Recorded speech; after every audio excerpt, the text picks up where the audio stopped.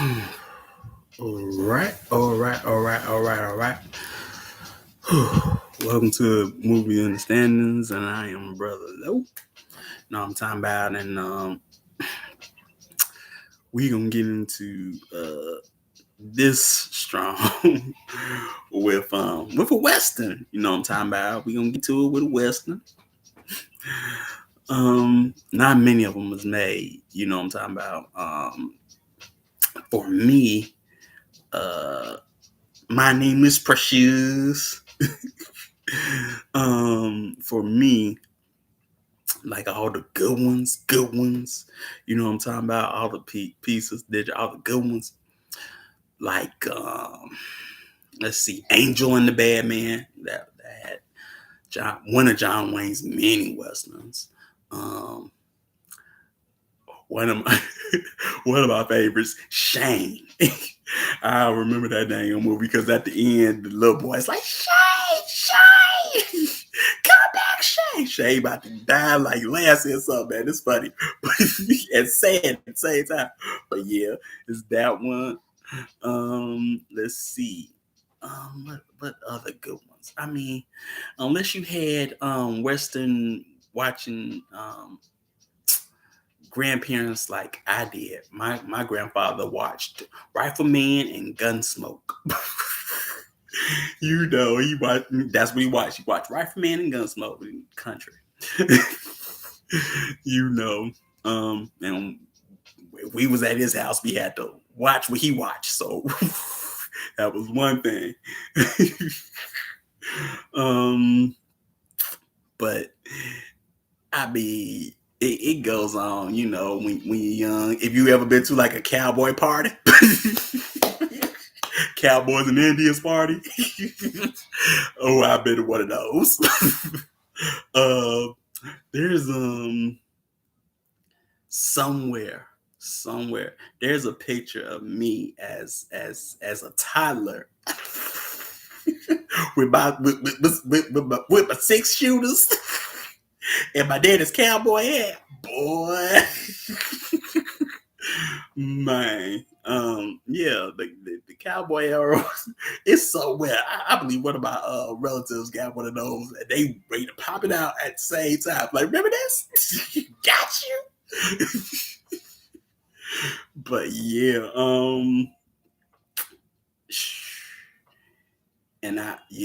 and I've had what I remember having these gray and black cowboy boots, boy. Peace Chief C Rifleman was a C. You know what I'm talking about? You know, I had these black and gray cowboy boots, and I could. The only place I could wear was at church, boy. Man, I tell you, you know what I'm talking about. And then if you a city kid like me, you know what I'm saying. One of the public school trips was the Black Rodeo. Man, you know, the Black Rodeo, man, that was something special to see. You know, I be in my blue jeans and my flannel, you know what I'm talking about, and man, see them boys, them boys and them girls, you know, get on them horses and get on them bulls, man, and just have fun. You know what I'm saying? And you go down south and you still see that, man. You still see that. But you know, the movie The Harder They Fall that we're talking about deals with that, you know, a little bit. Deals with the cowboy era. Now, the cowboy era, it was embellished by, you know, the dominant society because it's not a long era. It really is. It's not a long time frame, 10, 15 years. You got to understand that this is after Reconstruction. I mean, well, not after Reconstruction, but after the Civil War, right? And peace, Kashia. It's after the Civil War. Behind the horse across the open terrain, it hit different. Yeah, well, we gonna get into that. But like I say, it's after the Civil War, and after that, you know, then you gonna have like the Indian Wars and the movement the movement out west, you know, for the dominant society and the immigrants, you know, because of the homestead that they going out west and going into different territories. Now, mind you, these are territories that was opened up pretty much by the Louisiana Purchase. And now, you got a bunch of people just going out west, and you have black people going out west. Only, yeah, see, like you said, it was only a few years. You wasn't that long. But the West, at this time, it was lawless. You know what I'm talking about? And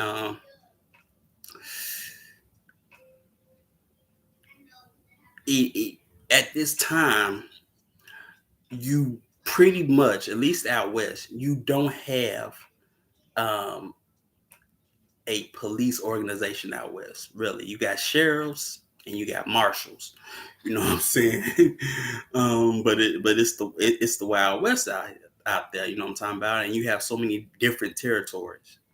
You know what I'm saying? And in this movie, you deal with these people, and pretty much all of them are real. All of them are real life people.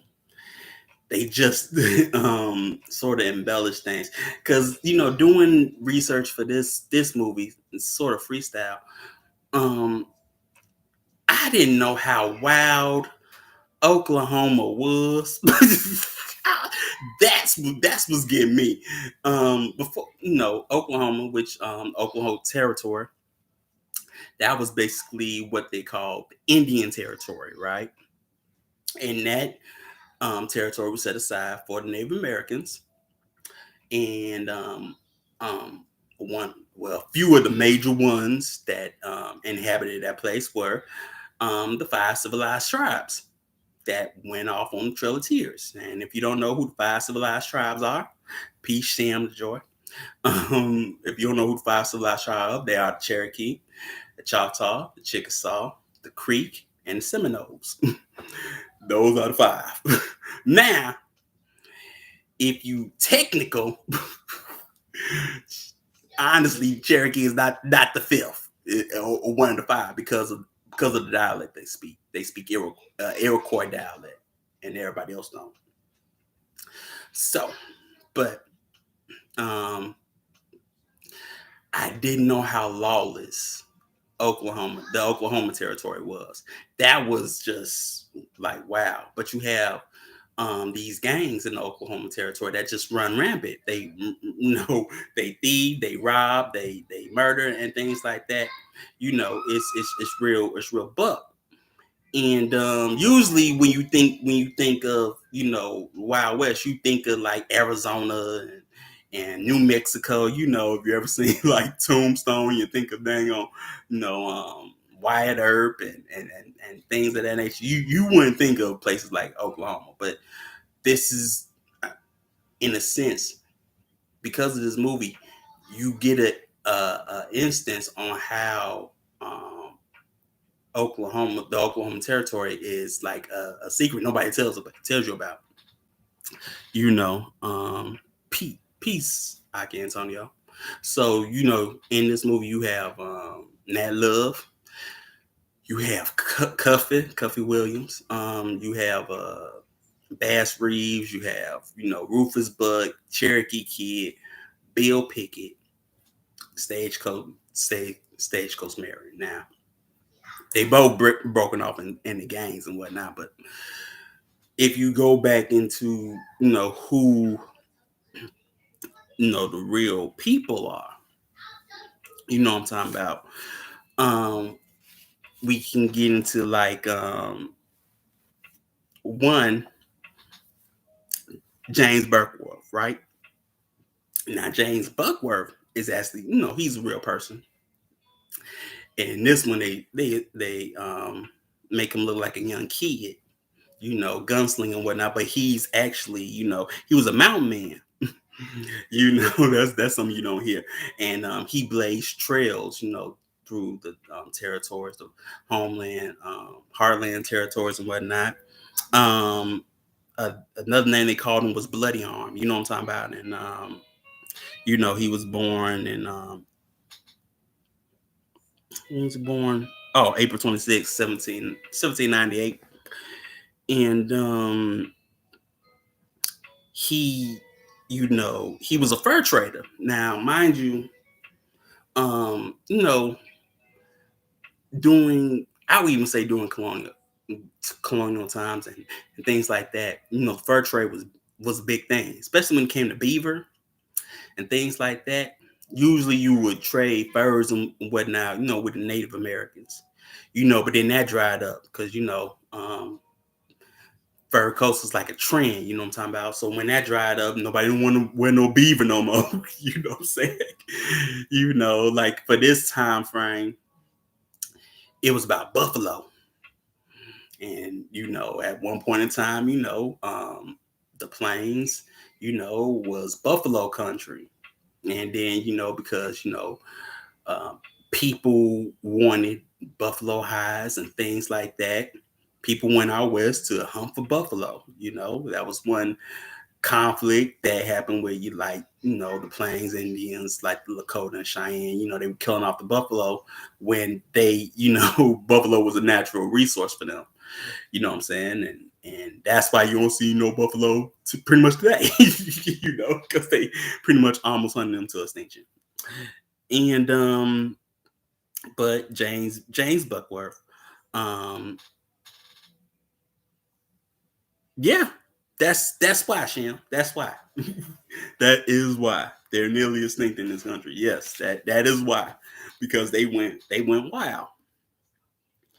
And but he lived among, you know, he was a fur trader, but he lived among the Native Americans. And one that he's known for is the Crow. And it's said that they made him a chief of the Crow. You know, he even has his own book. You know what I'm saying? And he participated in the Mexican War. Well, Mexican War. I'm still saying Mexican War. And apparently, he was when he died. It's allegedly that he got killed by one of his ex-wives because he had more than one, but he got killed by one of his ex-wives. I don't know which one, but yeah. And so now, um, Nat Love, you know what I'm talking about. He was born in 1854, right, in Davidson County, Tennessee, or Tennessee, but Tennessee. um, and you know, he's always been interesting to me because when I was little, you know, and I had, you know, the Black Encyclopedia, I remember, you know, reading about black cowboys, and I remember his picture being the first one up, man. And you know, it's that famous picture, you know, you got draping with the long hair, you know, looking all cool, you know. But that love, you know, he was a cowboy, you know, and he rustled cattle, and but he was born a slave,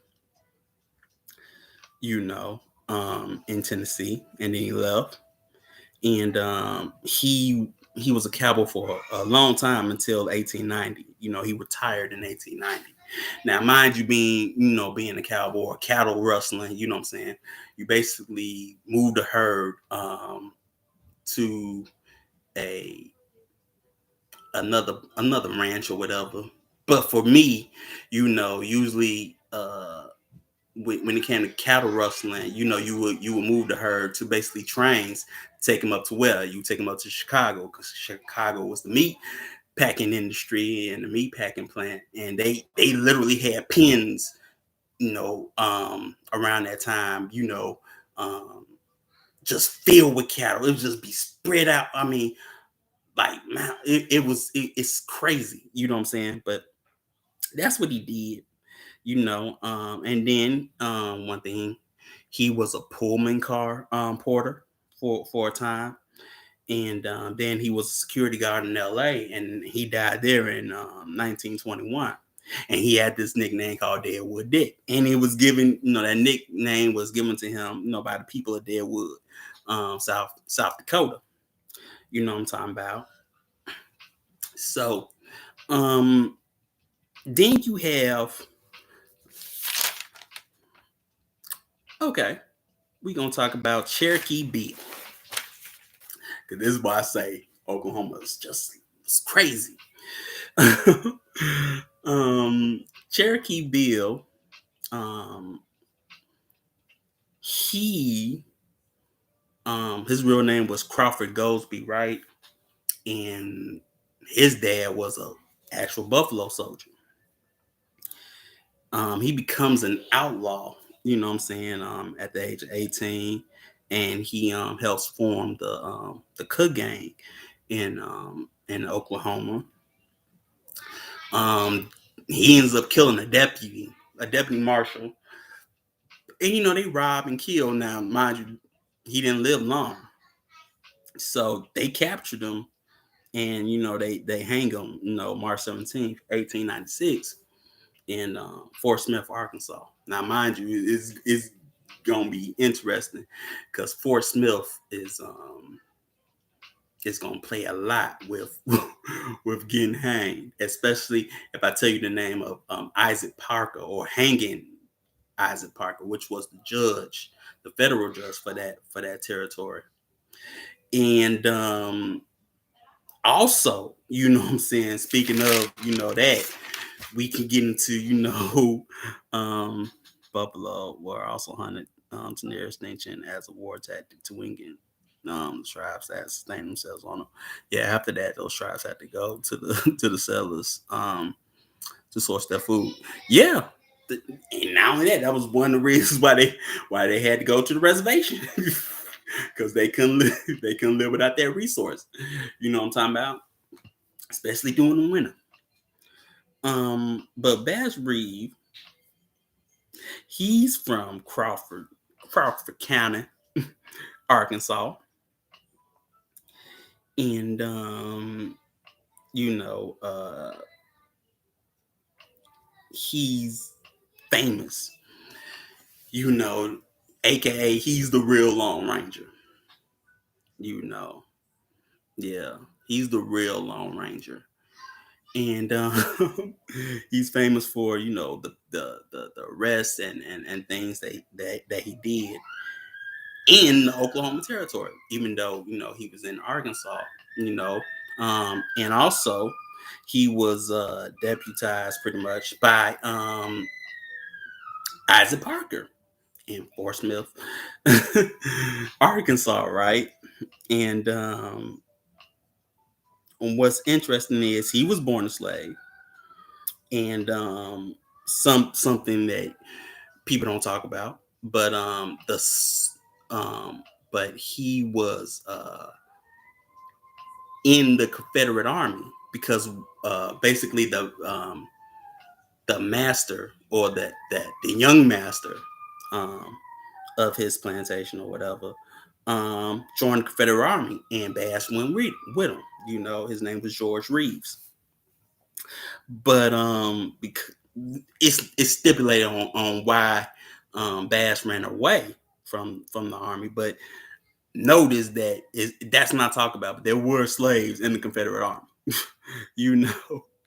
Um, but he runs away, and he runs away to the Oklahoma Territory, or Indian Territory.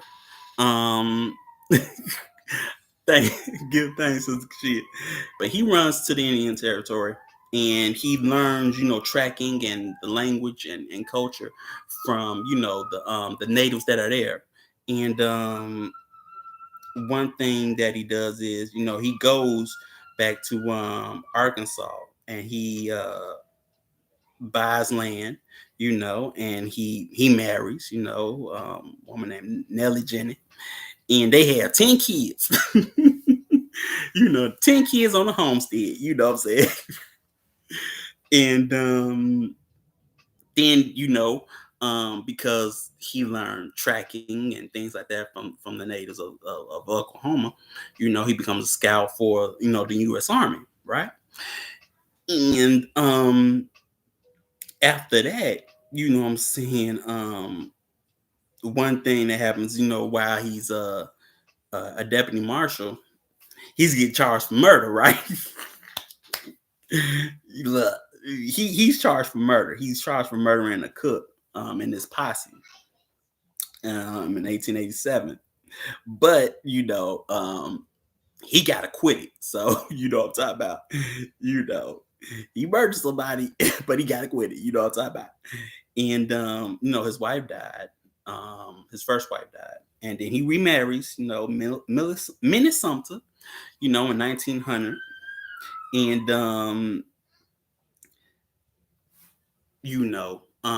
okay. So when the state um basically take over law enforcement and basically create their own police force, where they don't have to use marshals and things like that. He goes on to be a patrolman for in Muskogee, Oklahoma, for the Oklahoma Police Department. And he dies January 12th, 1910. You know what I'm saying? Long life, man. But he's just highly famous. You know what I'm saying? Like I said, he's the real Lone Ranger. When you see that show, they talking about his life. Whether or not Tonto is real, that's insignificant. But always remember that Bass Reeves is the real Lone Ranger. I want to say the Lone Ranger, but you gotta put some respect on his name, man. You know what I'm talking about. But yeah, and so okay, I'll talk about this a little bit. We're dealing with outlaws, and you have to understand that the term came from, pretty much, it was used in medieval Europe and medieval, for me, it was always medieval England. And usually, the term outlaw was used to to basically tell a person that was outside of the law of protection from the law. They were outside of the law, or protection of the law. And you have to think about that. That's what it means to be an outlaw. You're basically not I would say, a citizen protected under the law of the state. You know what I'm saying? You're outside of it. You know, it's like it's like you've been exiled from the tribe or something like that. You're an outlaw.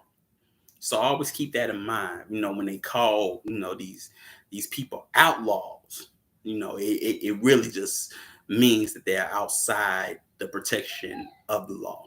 That was given to them. Now we ain't talking about love or law's wisdom. We talk about Western European law or Western European statutes. We'll say it like that. You know what I'm talking about? But yeah. Now we got Stagecoach Mary. Now Stagecoach Mary, honestly, she won that light skin, and she won that light, and she won that skinny. The story of Stagecoach Mary. When I hear it, because she was also a free slave, and but when you hear her story, she's I guess you say she's picked as being highly, like, masculinized, in the sense where the things that she does. She drinks, she fights, um and when I think of her, I really think of Hattie McDaniel's Mammy and Gone with the Wind. And how hyper masculinized Mammy was. I think of that one, but I think of Stagecoach Mary. But she's basically the first African American post office worker. Now, first, she also comes from Tennessee, but when she's basically free, she goes to Ohio first, and then she goes to Montana, and she worked as a post office carrier in her 60s. She was an old woman. but didn't nobody want to mess with her. She was a rough old woman in her 60s carrying carrying mail. And that's how she got the name Stagecoach Mary, you know what I'm talking about? And but yeah, she lives a long time too. Mind you, all this is happening in what is known as the Gilded Age, and basically that age is basically seen as the age of progress and industrialization. You know what I'm talking about? You're going to have the railroads coming in and all these industrialized factories and stuff, and just a lot. But I've also saw the Gilded Age as a time where it's also ruthless, um, at least upon the and impoverished people. I also see it as a time when you got a lot. It seemed like, at least to me, the Gilded Age is also a time where you got a lot of racist propaganda written out. I don't know. It just seems like that to me. But yeah, but this is happening during the Gilded Age, or what is known as the Gilded Age. That's basically from the 1870s till 1900. That's the Gilded Age, you know. And so, okay, now we got Rufus Buck. Now Rufus Buck is also a real person, and he ran a gang called the Buck Gang. You know what I'm saying? He's Creek and black, like Cherokee Kid. Now Cherokee Kid is, he's Creek, black, Cherokee. It's like, but they call him Cherokee because his mom was, a free woman of the Cherokee, and so, but he's, Creek and black, and he's the worst one. The real Rufus Buck to me, he's like the worst one. He robbing, and look, he even killing dang old deputies. Him and his gang, they robbing, killing, rape, pillaging, whatever. But they getting it. And the whole gang is killed July 1896 at where? Fort Smith. Condemned by who? Hanging the judge hanging Isaac Parker. That's what he's known for. Condemning people to death and in his convictions, death by hanging, death by, so yeah. But that's him, because it's not a lot, you know what I'm saying? But he gets captured because he rapes a woman, and they get him. They get him and the whole gang, man, and they hang him. Mind you, he's killing and doing all this more than one, but it's depicted as he's only doing it to the white settlers, that's there in the Oklahoma territories. You know what I'm talking about?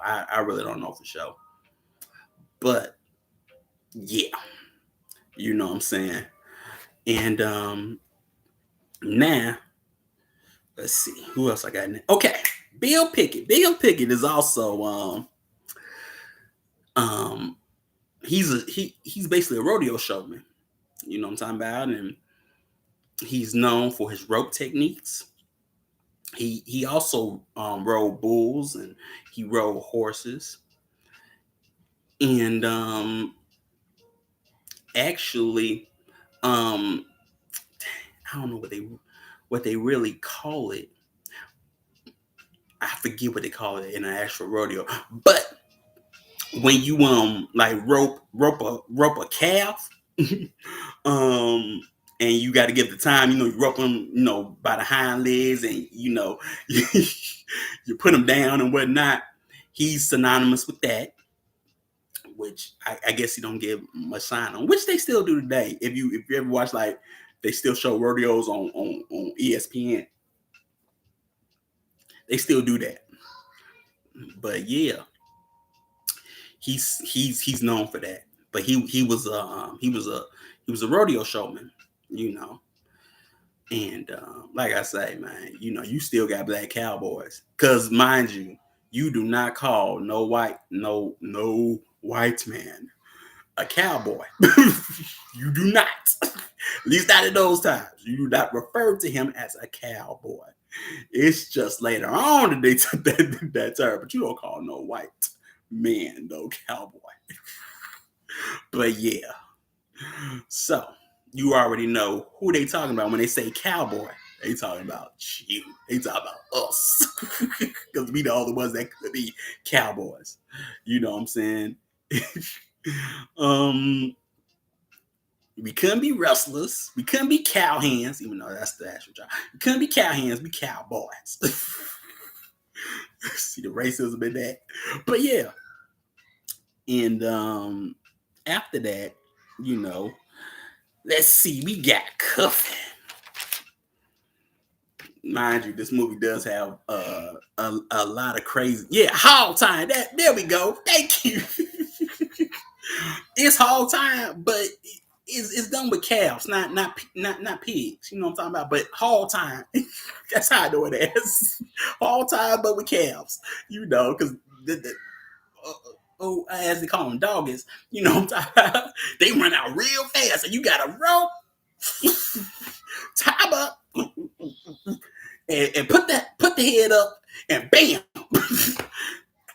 clock time and whatnot. I ain't seen one in a long time, but yeah. When it became trending, now you want to be down. Exactly, so she is. When it's trendy, you know what I'm talking about. Now you want to be down. You know what I'm saying? But what's also interesting is that you have these black outlaws, and not to glorify it or anything like that, but usually when it comes to Wild West and gunslinging outlaws and whatnot, what you think of, Butch Cassidy and the Sundance Kid. That's another good movie. Butch Cassidy and the Sundance Kid. You got Billy the Kid, Young Guns 1 and 2. Billy the Kid. You got the Dalton Gang. You got Jesse James in them. That's what you think of when they talk about outlaws. You know what I'm saying? You don't think about these people that I've just mentioned. But anyway, now Cuffing,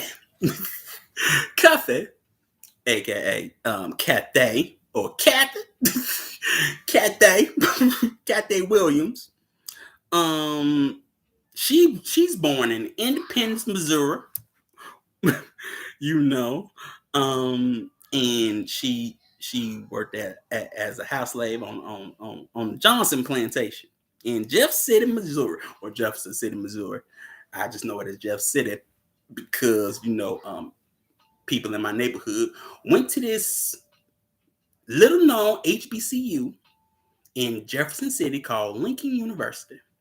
Now, mind you, if you know your HBCUs, there are two Lincoln Universities. There's the one in Pennsylvania, and then there's the one in Jefferson City, Jefferson City, Missouri. And that's where she comes from, right? And, well, during the Civil War in 1861, she is basically contraband for the Union Army.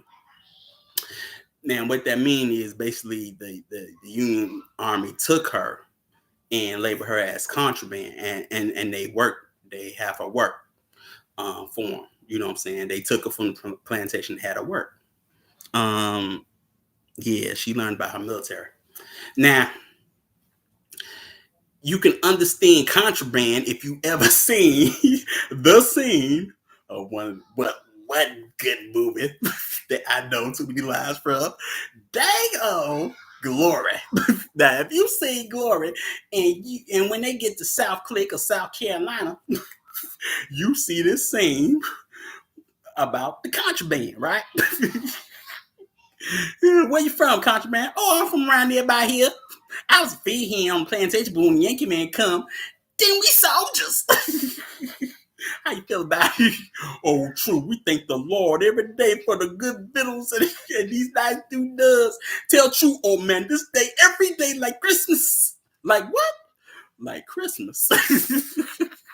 I'll never forget that day. Go say, but yeah, same difference, right? That was before, basically, black men could actually serve legally under the Union Army. You know what I'm saying? And they had their own black regiments, like the 54th. Okay, I ain't gonna get to no more lies. Okay. Um, but yeah. Yeah, Yosemite. But yeah, well, one, she is at the Battle of Pea Ridge, and she's also at the Red River Campaign, and she does enlist under the name William Cathay, November 15th, 1866. In the regular army,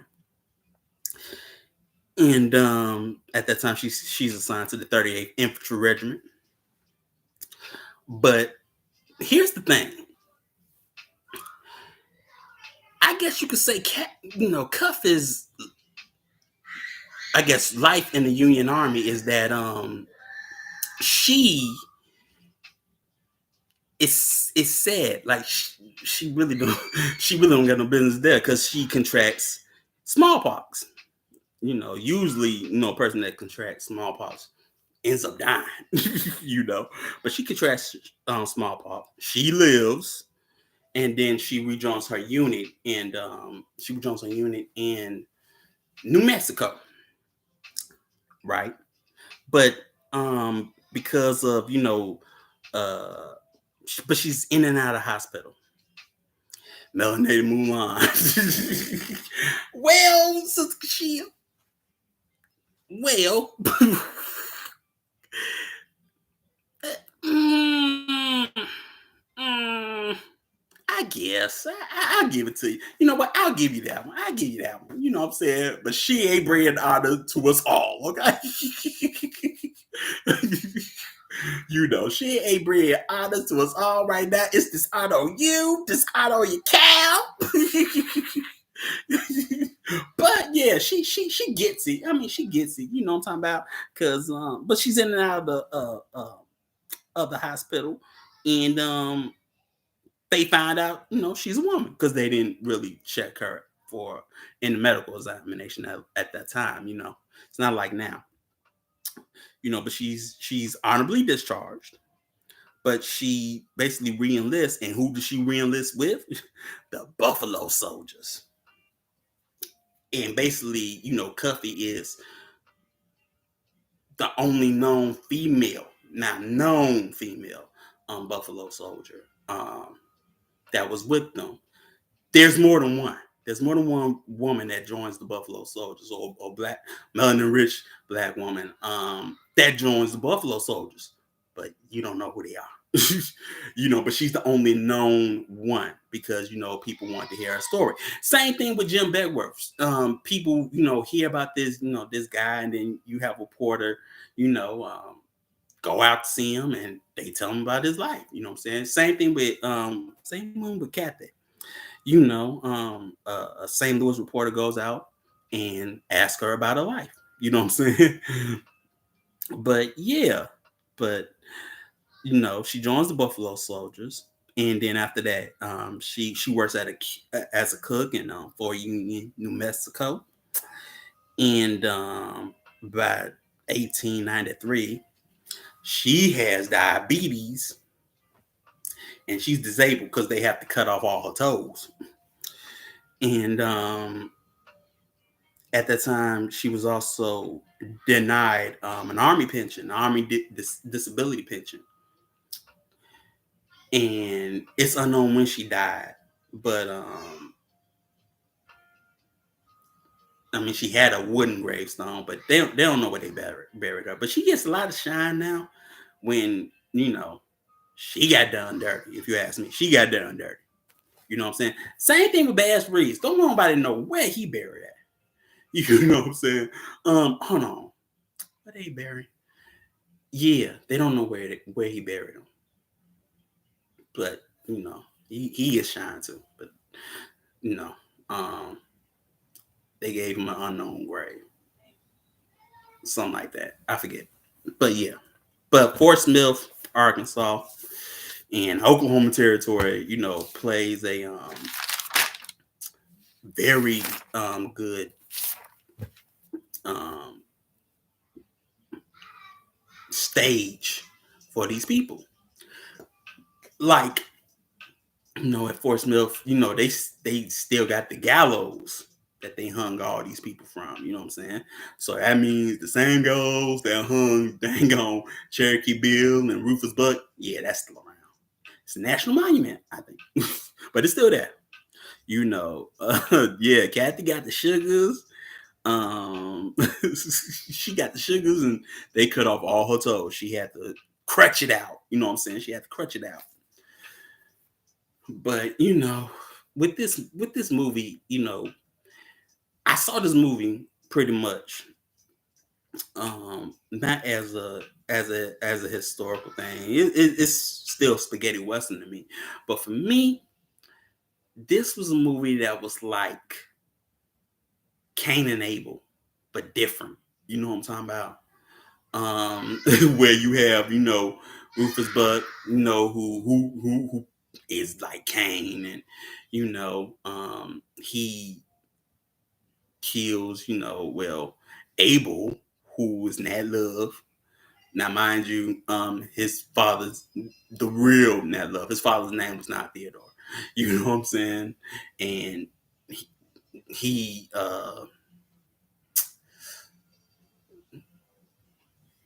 wasn't Nat Love. Hope I ain't try. No, no. His father took him. Yeah, if memory serves me correct, Nat Love's father manumission him or emancipated him to where he became a free slave. His own father did that for him. Yeah, that should be it. But you see him kill Nat Love's mom, and then kills his father. You know what I'm saying? And marks him, with the cross, and I just took that like marking, as the marker Cain, you know what I'm saying, but different, you know what I'm saying. But to me, that's what it was like, man. And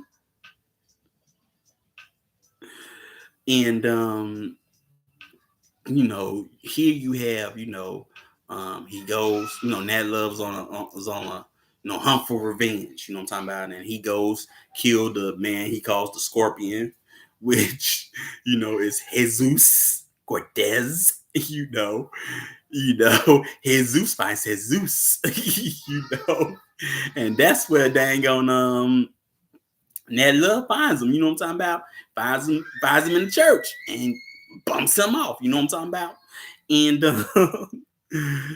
I would say also, between the Bud gang and the Nat Love gang, the Nat Love gang just straight up stick up kids. That's how I see them.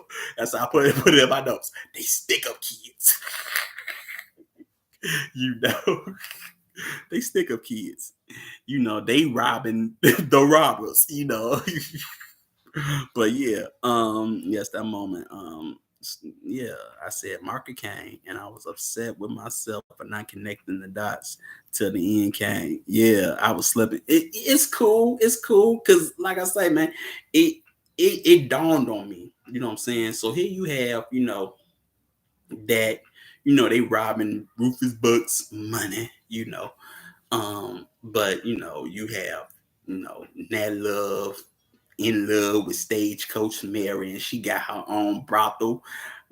Now, mind you, in the West, to well, the brothels there. It's not like, dare I say it, it's not like New Orleans. At least at this time, I'm just gonna say it. It's not like New Orleans. This is not the posh brothels of New Orleans. At least some of the posh brothels of New Orleans, because they got some, some hood brothels there, but they got some rich, hoity-toity looking places too. But it's not as like that, at least in the West. You know what I'm talking about? But yeah. And she runs a brothel and whatnot. And then you see Cuffy. Like I say, it's a lot of craziness in this movie. Cuffy is the bouncer. Now, if you look at Cuffy, like they say, she looked like a little boy. And she looked like a kid boy, a little kid, like, hey, sir. And you just say, if you don't get like, she's skin is soaking wet. It's like, man, I can toss you. But, also gets there as Bass Ruiz, and she gets in his face, and around here, I'm the sheriff. Like, and one thing it portrays at least good is like Bass Reeves is actually a man that done laid low some people, and he don't argue. He's not emotional, and so he's real cool, and he's like, well, this Bass says I can go in here with this gun and just walks on past. Like, he's that silent swordsman, you know what I'm saying? Kills you and then sheaves his sword and then walks on through. Yo, Jumbo or Zatoichi? Go with Zatoichi. Okay. But yeah, those men looked the same in age. Yeah. And so, you have Jim Buckworth. He's like, he's trying to be the fastest gun in the West. But, then you had that scene where they, robbing the quiz and game. And for me, it's sort of distortion in the sense or craziness, because when they arguing, about whether or not, he's sweet or not, honestly, it was a little feminine. I got that once he said it once he said the B word in a way, I was like, hold on, Bill. Hold up. What? It's like two. Well, yeah, you get what I'm saying. But yeah, like I said, it was a lot of craziness. But here you have one brother, on a thirst for revenge, and he gets his so-called lady involved, as well as Bass Reeve, who is a marshal, who's on the hunt for Rufus Buck. And they have this plan, basically to basically kill Rufus Buck in a sense, or whatever, or bring him in for justice when all Rufus Buck is doing, because he got a full part. Now, how you get a full part, in this time, I don't know. But in the movie, he gets a full part. He gets broke out of a train jail, by Cherokee Bill and Treacherous Trudy. Now, as somebody didn't talk about, but Treacherous Trudy is real, and she was a pickpocket, but there's not much known about it. But she was a pickpocket, There were female pickpockets, rob you blind, what I'm talking about. And she did go to jail, so they did get a mugshot of her. But in this time, you like I say, it's hard life, man, hard life. And but they break him out and whatnot, and you see, Rufus Buck, he's just bloodthirsty. He killed everybody. You know what I'm saying? He ain't playing no games. Like you say, who can drive a train? And he says, kill everybody but them. You know what I'm saying? Kill everybody but them. But what I'm talking about. You have that, and then when he finds out who done robbed him, he takes basically Mary hostage when she tries to basically infiltrate as a spy. Trudy crew right here. You know what? I gotta say, Trudy was a good character because honestly, Regina King was looking good. I mean, fashion wise, I was feeling what she was wearing. You know what I'm talking about? She was looking like she was ready. She go get it. You know what I'm saying? Trudy crew was cool. I feel you, Sister Marsha. So if you want to roll with the Trudy crew, you know what I'm saying? I say go right ahead, because she was feminine, but she was also, you did what best for her. We ain't no nincompoop. You know what I'm talking about? I'm probably gonna be, that's a lot. I'm probably gonna remember anything that starts with an N. Saying we ain't no. And then I like their accent in this movie. Saying we ain't no nincompoop. You know what I'm saying?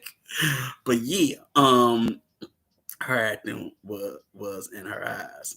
Her fashion was on point. Yeah, man. You know, yeah. Like they killed a village for silver. Yeah. Um, yeah, they work with precision. It was an art form. Yeah, well, I mean, you have to work with precision. I mean, realistically, you know what I'm saying? When you robbing stage coaches and trains, you have to have patience and precision and banks. The bowler, I love the hats. You know, she had the bowler and everything, looking all cute. You know. Okay, anyway, but um, okay, but you have to have timing, and you have to have precision in order to get what you getting. You know, because mind you, at that time, the money be on them trains, gold be on them trains. You know what I'm saying? But they be armored or whatever. And you have to be able to steal that. You know what I'm talking about? In safes and stuff. You gotta crack safes and stuff. This is what, they got safes and stuff. So you gotta be able to do all of that. You know what I'm saying? And it look, it takes a lot. You know what I'm saying? So yeah, they were not a crew of many words, just action. Those are the scariest people. Exactly.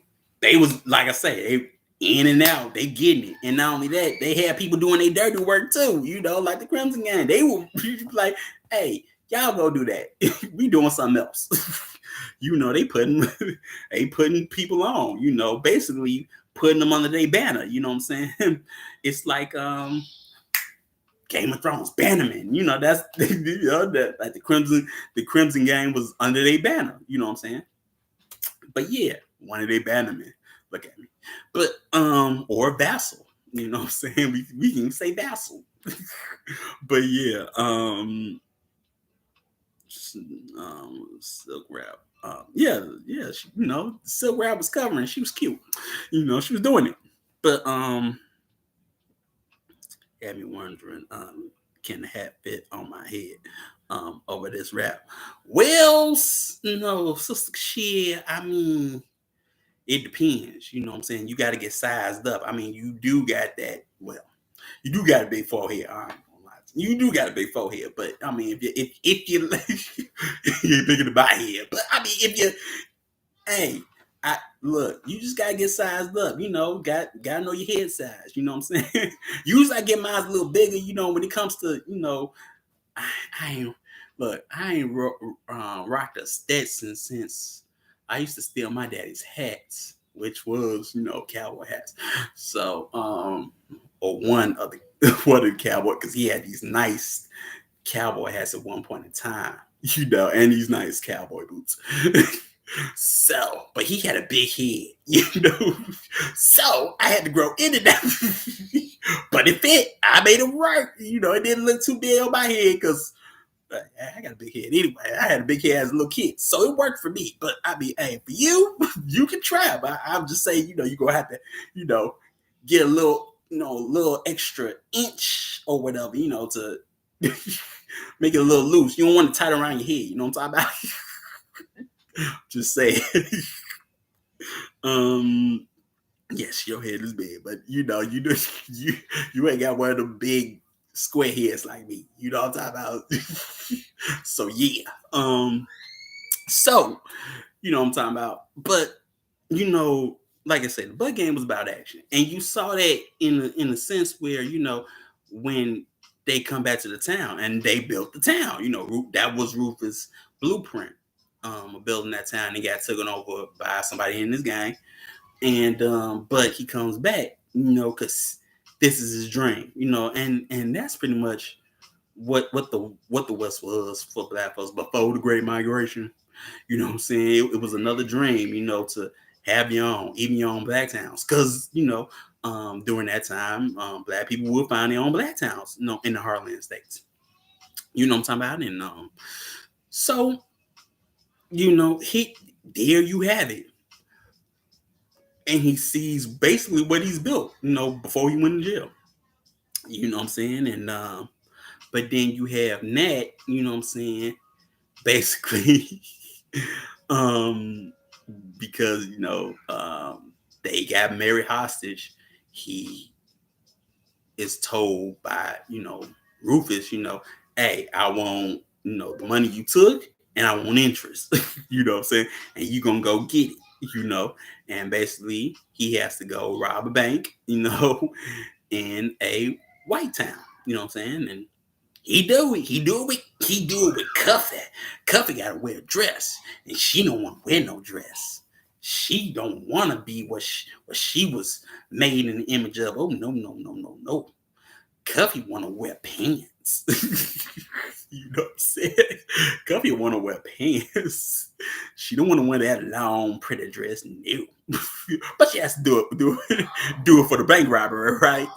And it pretty much goes off, with sort of without a problem or whatever. The greeting between Rufus and Trudy, and then Rufus and Cherokee was intense. Like a lion pride or a pack of wolves. Exactly, because that's how they was getting it. You know what I'm saying?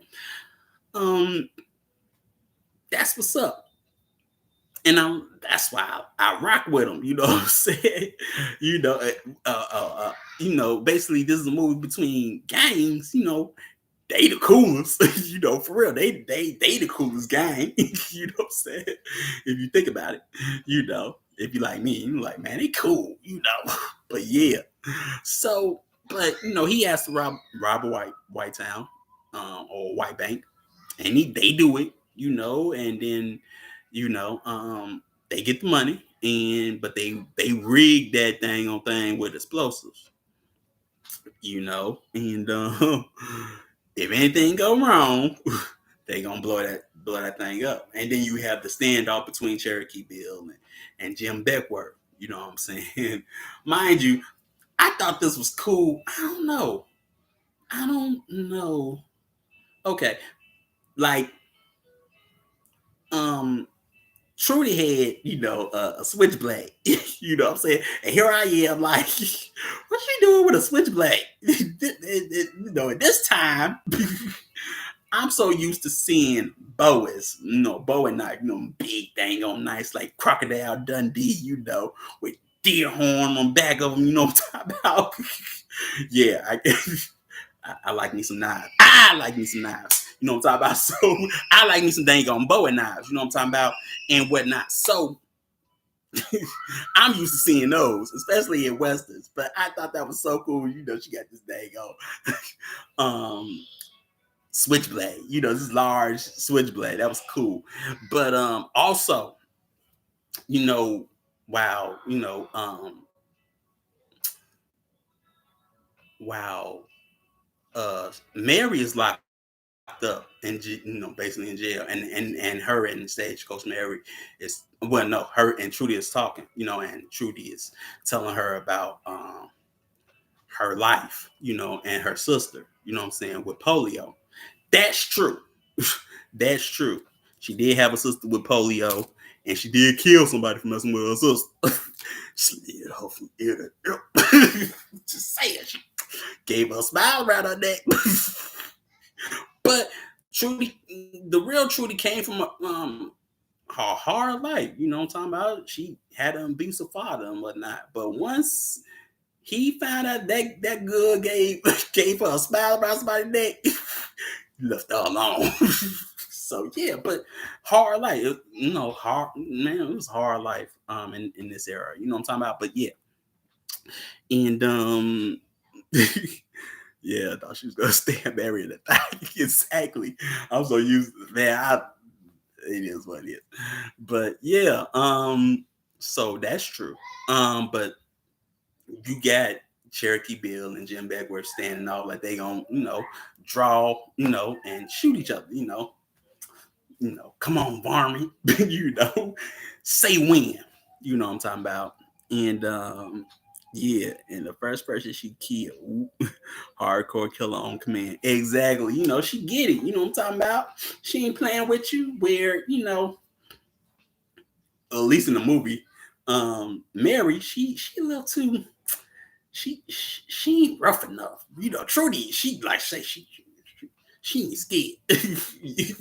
You know what I'm saying? Trudy's just a little bit too, it's a little bit too too prim and proper. It seemed like, she was talking about everything that she done made and whatnot and built, and she didn't want that love messing it up for her and whatnot. Yeah, whatever. But she ran with the gang. I don't know. like, look, everybody for Trudy, see? So true D. But already, what I'm talking about. But they square off, but you got Jim Beckworth, counted off. And Cherokee Bill just shoots him in the face. Like, man, you take it too dang long, whatever. Got time for this. So they have a shootout, you know what I'm saying? And they shoot out. Now, mind you, they using Smith and Wessons. And mind you, also, after the Civil War, they are leaving the musket behind. Here we are going with some little bit of arms history. They're leaving the musket behind. Also, during that time, you had a change in ammunition from the musket ball to the minute ball, which is basically like a cone shaped bullet, but it's still a ball in a sense. But then after that, you got the actual bullet. You know what I'm saying? And now you have, 6 shooters, like Smith and Wesson and Coke, what I'm talking about, firing and whatnot. And then you also have, the Winchester, lever action rifle, you know what I'm saying? You cock it, bang. And that's what Wild Bill is using, you know what I'm saying? Some would call it also a buffalo rifle. But if you can still get one of those rifles today, they still make them, you know what I'm saying? Load them up, cock the lever back, bang, and keep on doing it, and even you can stylize really and flip that thing around and still shoot, how some people do tricks with guns, usually you see that, like how Jim Beckworth was doing tricks with 6 shooters, you know what I'm talking about? Well, you can do the same thing with the lever action rifle, you see that all the time. They spin that dang thing around and bang, you know what I'm talking about? Yeah, I'm glad they had her in the film to prevent the display of a man in a dress. Yeah, and actually, women wore long dresses back then, you know what I'm saying? So true to form, true to historical form, they wore them long dresses and and they had petticoats.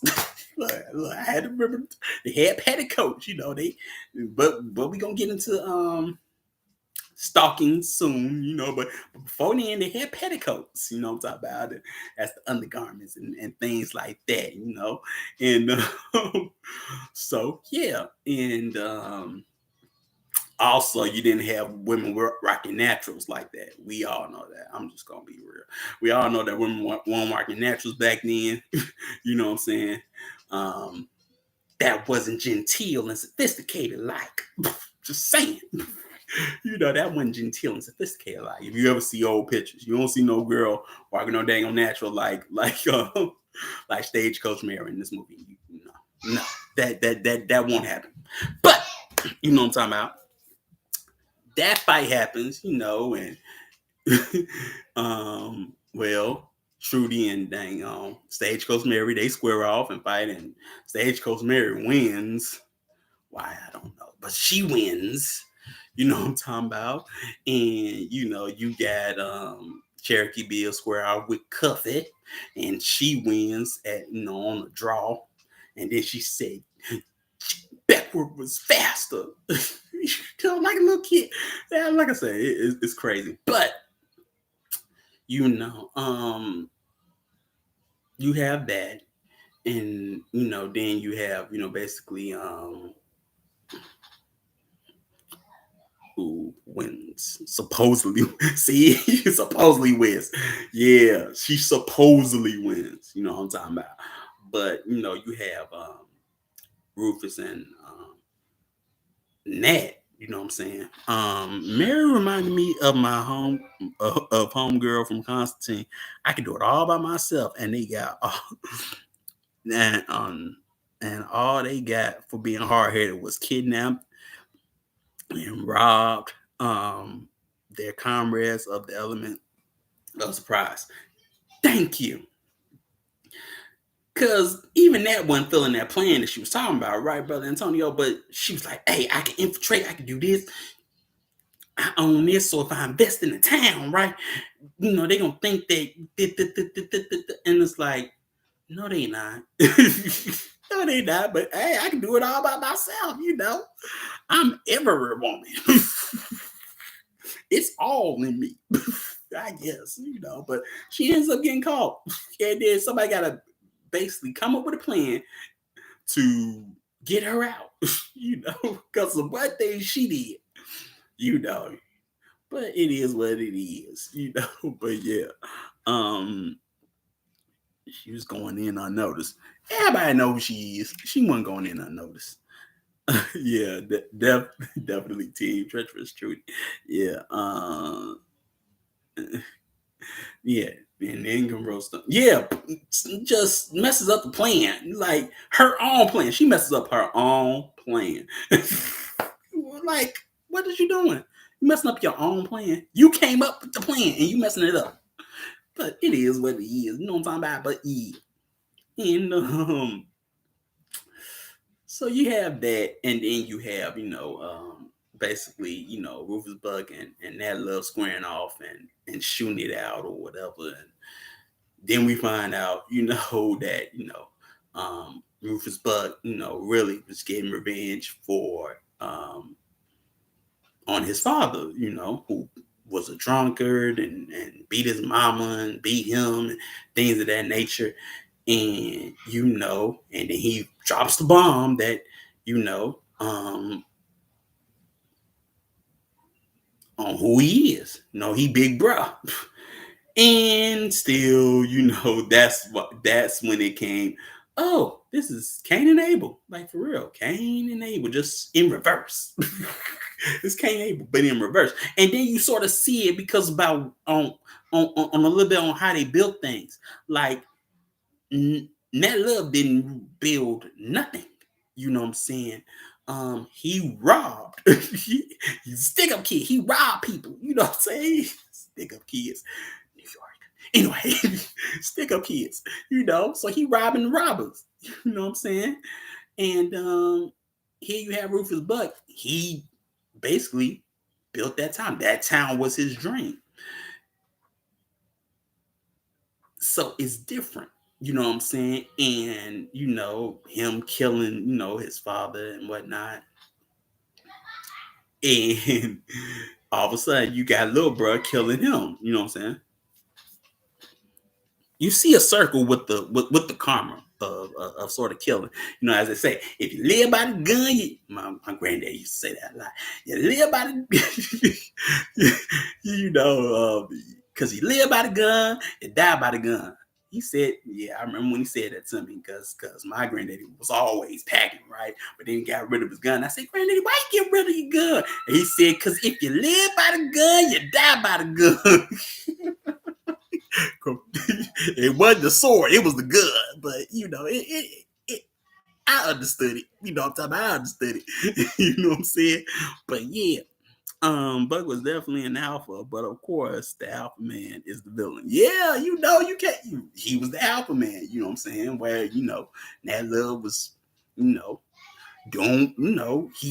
couldn't build what I guess you could say he couldn't build, or had plans of building anything like that. So he had to steal from those that were building. You know what I'm saying? Or building or making money, or stealing to make money. So that's what they were doing. You know what I'm saying? You know for doing that. You know for robbing the robbers.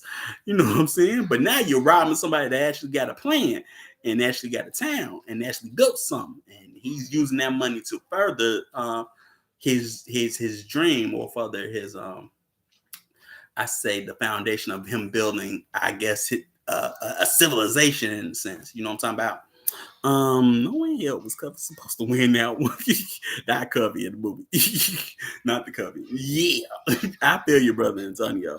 Now Nat was out there asking for her permission, which nearly got him killed. Exactly.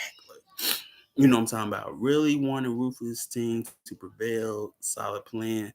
But Hollywood, of course. But think about this. You know what I'm saying? Look at how they do, actually these real people. You know what I'm saying? It's Hollywood, but look how you do these real people. Cat, Cuffy, a dang on um, veteran in the sense of a veteran, a Buffalo soldier, you know what I'm saying, and whatnot, and she's just a dissexual, boy, tomboy, you know what I'm saying, whatever you want to call it, you know what I'm saying. Then you got, a stagecoach Mary, and she's a madam. She's a madam, and I don't care how many restaurants you got or what businesses you got. Chick, you a madam. You is a madam. And that love, he's a thief. He's a thief. You know what I'm saying? And whatnot. You know what I'm saying? He's a thief of the thief. He's a thief. He's a thief of the thieves. You know what I'm saying? He's a thief. But yeah, I think Cherokee was the fastest in the film because he did not follow the standoff code. Yeah. Hey, look, all's fair in a fight. You ain't fighting with morals. Whoever wins gets telltale. You know what I'm saying? That love gang should have lost. Yeah, they should have lost. You know what I'm talking about? But like I say, I like this movie because there's not many melanin rich Western movies out there. I can only think of two, and that's Posse and Cherokee Kid. Oh man, I love me some Cherokee Kid. Maybe because of the lessons. Don't mistake stupidity for courage. Don't mistake stupidity for courage. And when you shoot, always plan on dying. I'll never forget that, said. But those are only two, at least in my memory, that I know of. You know what I'm saying? But this is a good film for what it's worth. You know what I'm talking about? But then you have like Bass Reeves in this movie, and it's like he's cricket, but he ain't. It's like I couldn't tell, but it was like he's cricket, but he ain't. So it's like I say Hollywood. But I wouldn't even go. You're not a part of my tribe, so no. So your code don't apply to me. Yeah, all fares among thieves. I know, right? Among us thieves. Everything go. I mean, you can have honor among thieves, but I mean, hey, they do say there's no honor among thieves. But yeah, hey, even among thieves, it was a code of honor. At least they said it was a code of honor until they start snitching on people. Start snitching on people and killed off everybody. It was a code of honor. This is a thing of honor. Like we can't get much that. But yeah, that. But yeah. But he kills Rufus and whatnot, and gets his mother's ring from his pocket or whatever, and rides off into the sunset. Well, no, he buries Jim and Bill, and makes a grave for himself, so people think that he did. And then you have Badgery say, if I say a man did, he did. You know what I'm saying? And then you see Cuffy, she becomes a so-called sheriff or marshal, whatever. You know what I'm saying? And she gives that, I guess, that typical Western kiss you see in old movies, but she doing it is, she, no, you can't, you ain't got no game enough to pull that one off, but you see him in old Westerns, that kiss goodbye, but yeah, she couldn't do it. But, and then you have, like, Mara, like, what you looking at? And then she's like, you got some work to do. That chick won't work. But they ride off into the sunset or whatever, where the sun, yeah, it ain't the sunset, but they ride off into the sun, and that's then, what I'm saying? Yeah, and that killed the truth, unfortunately, because it's something he couldn't accept. You know what I'm saying? And because he couldn't accept it, he didn't forgiveness or whatnot, but it is what it is, Is the devil gone? He said, I don't know. No, it ain't. Now that killed his only drive for killing, was he at ease? Nope. Exactly. I was really feeling the soundtrack. Of course, I mean, Sham. Of course, you're gonna feel the soundtrack, and I mean, you, with these movies, it's becoming commonplace, which is good, because they got good music into it. But to me, it's like it's there to attract you, because they know what you like. So of course they're gonna put the good music in there. You know what I'm talking about? So so they can rise up in the views. It's now it's becoming commonplace. You see the same thing in a lot of so-called melanin rich movies, and it's becoming commonplace. You know what I'm saying?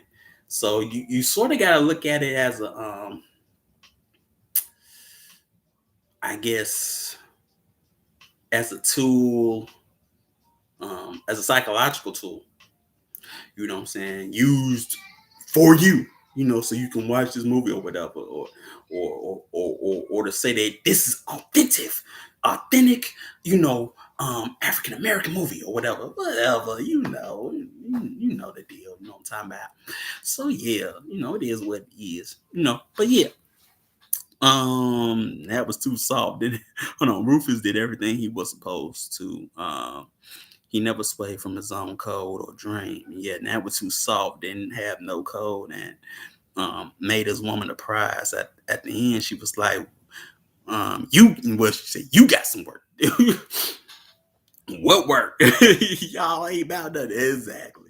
You know what I'm saying? Yeah, true. The soundtrack almost become more attractive than the actual movie. Exactly. That's what I say. It was a ploy. You know what I'm talking about? It's like, oh, hold on. That's why it reminded me of the black movies. Yeah, like music in the films.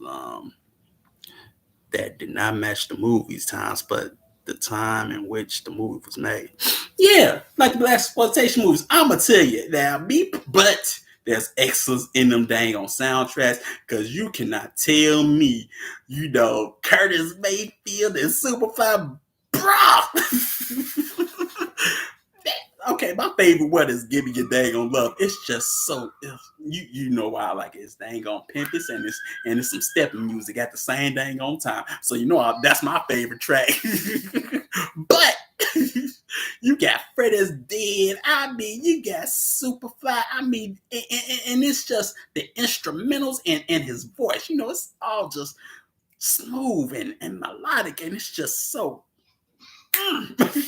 you know what I'm talking about. And but then you got things like Shaft, you know what I'm saying? And you got, Isaac Hayes, with the deep voice, you know what I'm saying? And you got the boom boom boom boom boom boom boom boom boom. And then you got the instrumental like a dang on time gun. Boom boom boom. Just getting it, But but that's made those. I guess you could say that's made part of the movies great. You know what I'm talking about?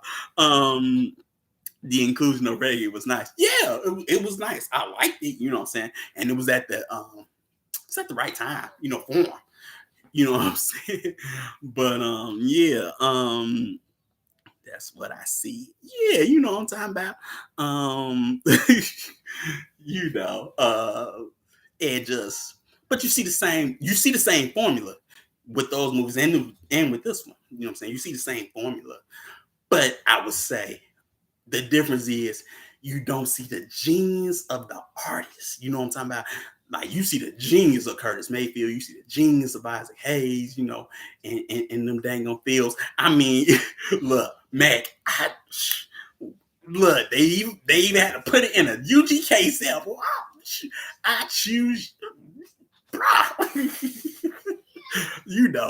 and that's why we like them dang on songs. Sweet Jones, But anyway, um, but you see the genius. But then in this one, I guess you see the, with the tracks they use, we know those tracks or we know those songs, but nobody else probably does. Nobody else aside the so-called culture, community, or whatever you want to call it.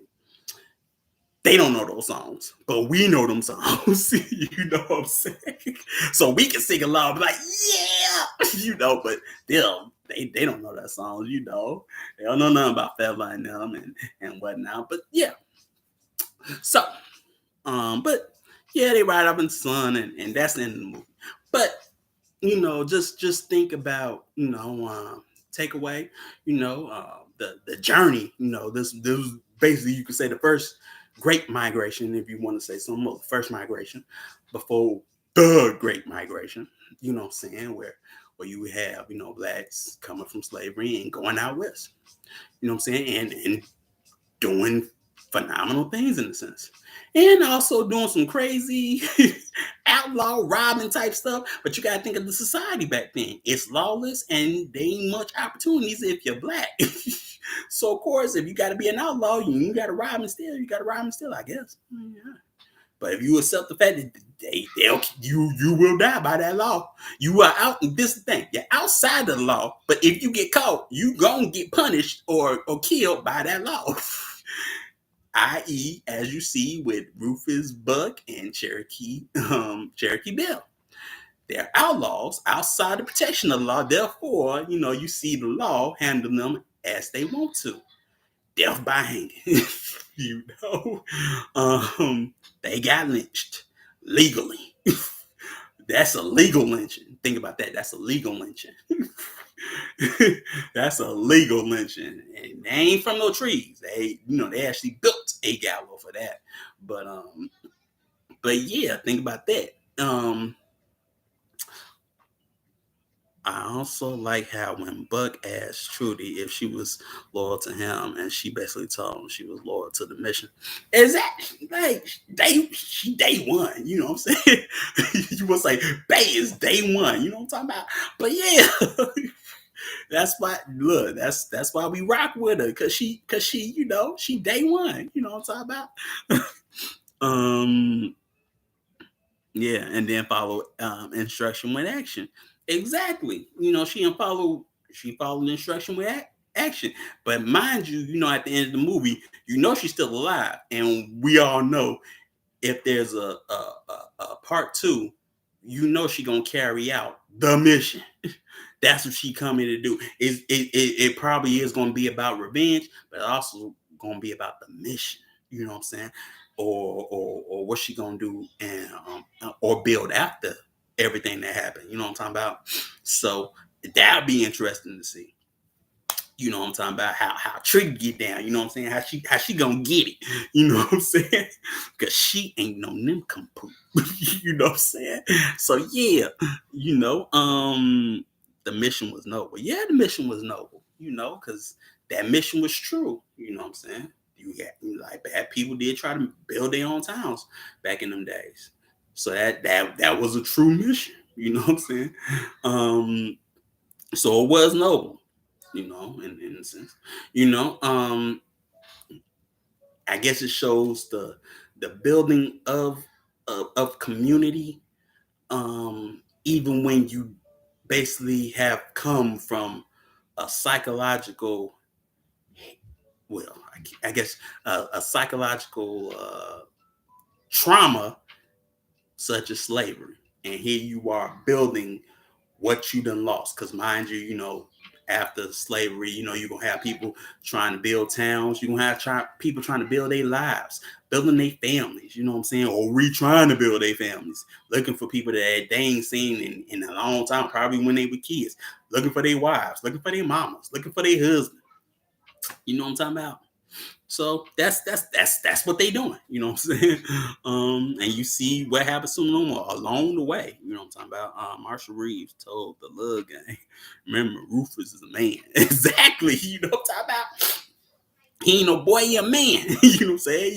You bet, if you go come at the king, you bet not miss. But yeah, you know what I'm saying? I want a part two, and Trudy maintaining the vision and giving to her and going for blood. Yeah, that's what I think it should be. But I don't know. That was too emotional. Of course he was too emotional. You know what I'm saying? he lost. I mean, he lost his father, and he lost his mother. So of course, in hindsight, he probably was raised in the orphanage. You know what I'm saying, and raised in orphanage, raised in state dysfunction. You can say, you know what I'm saying, and so he didn't have much. But yeah, he was too emotional, emotional. So yeah, but okay. So next strong, you know what I'm talking about? We are doing John Carter. You know what I'm saying? And we gonna get into that. You know what I'm talking about? And he had no plan, and we saw for yeah, for after he found his mark. Yeah. Um so yeah, so shit. But next round we doing John Carter on Mars. You know what I'm talking about? Yes, Sister Deirdre, we are doing that. And mind you, I had to read the book. I couldn't read all of them, but I had to read the book. So mind you, I had to put in some work because you requested it, and you don't. Besides that one, you give good requests, so I don't mind doing it, but I have to read a book. I don't mind reading a book, but I never thought of reading the, that book. But yeah, I have to read the book. So we gonna get into John Carter. You know what I'm saying? Gonna talk about it a little bit. You know what I'm talking about, and we gonna get into Virginia. you know, um, I never heard of this one.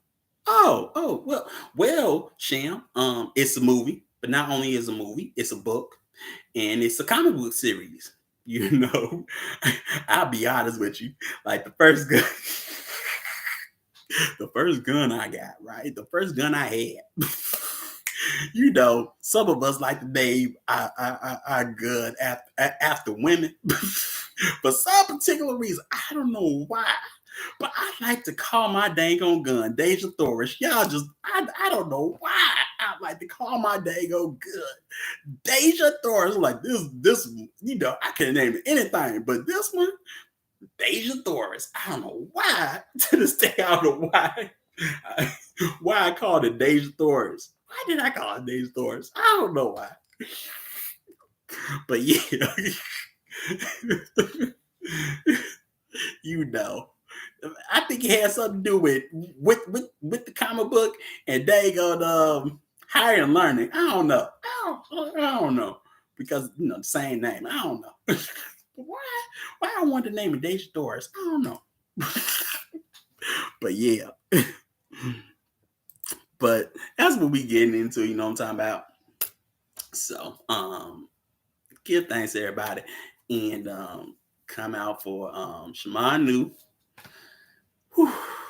That we got.